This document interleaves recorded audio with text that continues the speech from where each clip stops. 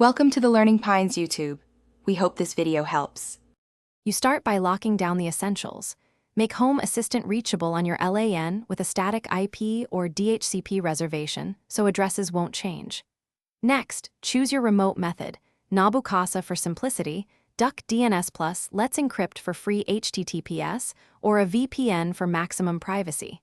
Make sure you have router admin access and a secure password stored in a manager. Once done, you're ready to configure the add-on or VPN client. Don't delay, begin the chosen method now. You now set up the connection.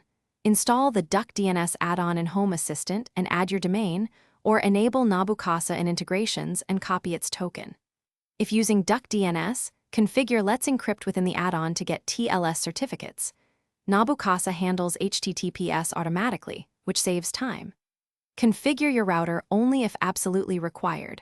Forward minimal ports or better, set up a VPN so you avoid exposing ports. Make sure Home Assistant accepts trusted proxies and restart the service. You finish by testing access from an external network.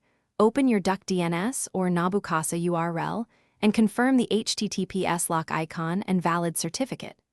Enable two-factor authentication on your Home Assistant account and restrict trusted networks so only intended devices connect.